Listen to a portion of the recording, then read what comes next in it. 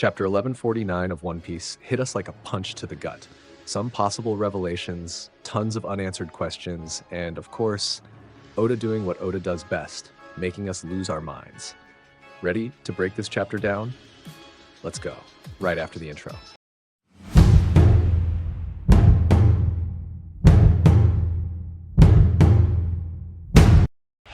Cover story, is that a foreshadowing? We start with the cover story, and yep, Oda pulled it off again. Foreshadowing alert, folks.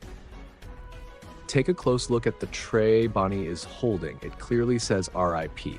That's not random. It strongly hints at a death coming soon, possibly in Elbaf, maybe even Bonnie herself.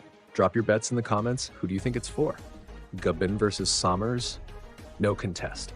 Now let's talk about the chapter itself. Gaban shows us the massive gap between a holy knight and a true legend of the sea. He absolutely destroys Smers. No damage taken, no mercy given.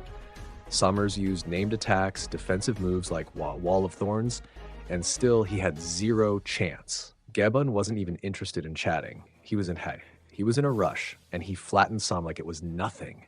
And for those who said last week that Gaban caught him off guard, yeah, that excuse doesn't work anymore. Music, Red, and Regeneration.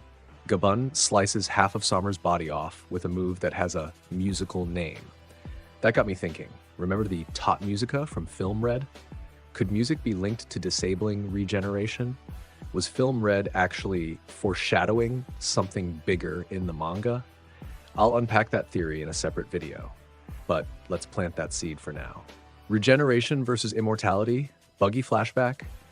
Even after being sliced in two, Smers doesn't die. Gaban stops the regeneration, but not the immortality. That reminds me of how Luffy beat Buggy early on. He separated and trapped Buggy's body parts. Was that a subtle setup for future fights against Gorosei or even Imu-sama? If so, Oda is an absolute genius. Keeling him the fires and guilt. While Gaban moves toward Colon, we shift scenes to Killingham, who is personally overseeing the burning of the school and library. Prediction, the school will be lost, but the library will be saved. Somehow. Gunkko takes a hostage. After learning the fire has started, Gunkko tells Ranja to go back. But suddenly, Gaban shows up, ready to strike. Unfortunately, Colon calls Gaban Dad. And Gunkko doesn't waste a second. She grabs Colon as a hostage. She gives Gaban a choice, attack and doom your son, or surrender. Age, hockey, and the hardest decision. Gaban wonders if he could finish her with a single strike. The fact that he's even asking himself that shows how strong Gunkko really is. He even admits it, my body's gotten old. At his peak, he probably would have beaten her. But now, he's slower, and he knows the situation could spiral out of control. He attacks, but using observation haki, he sees the outcome, Colon dying before he can land a blow. Thinking of his son's birth and how Colon is his greatest treasure, Gaban drops his axe and surrenders. 3 arrows to the chest. Gunkko, cold as ice, fires 3 arrows into Gaban's chest. As he falls into the abyss, he says, "I'm sorry, Colon, for being hard on you sometimes." Could this be what the RIP on the color spread was hinting at? I don't think so. Gaban still has a role to play, especially in teaching us how to defeat regeneration. My bet, he gets saved by Luffy. Gunkko's flashback, the Yohoho connection. Colon breaks down, screaming for his father. That word, dad, triggers something in Gunkko's mind. She has a flashback of a girl and a man with an afro saying, "Yohoho."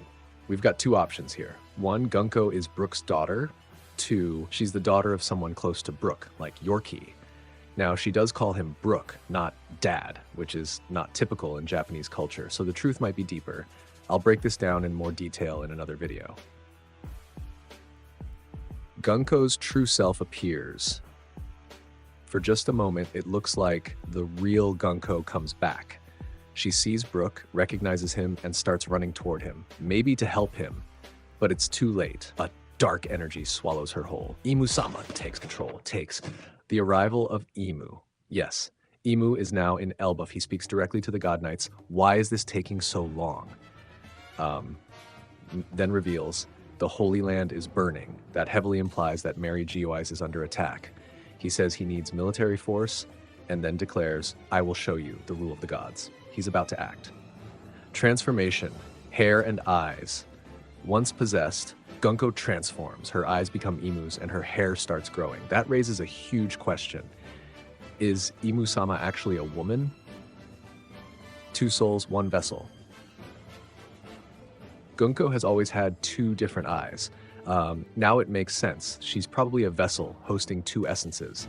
The real Gunkko, who loves music and responds to Brook, and Imu's essence, the one that fears Nika and seeks domination.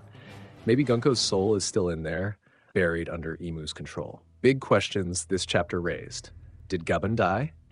Is Gunkko Brook's daughter? Who's attacking Mary Geoise? What is Imu planning in Elbaf? And the biggest hype of all, are we about to get Luffy Nika versus Imu-sama? Get ready, people. It's coming. Final thoughts.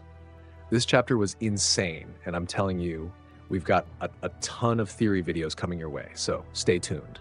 My score? Solid 10 out of 10. What about you? Drop your thoughts in the comments. If you liked the video, hit that like button, subscribe, and turn on the bell so you don't miss what's next. Thanks for watching, and I'll see you in the next one. And I'll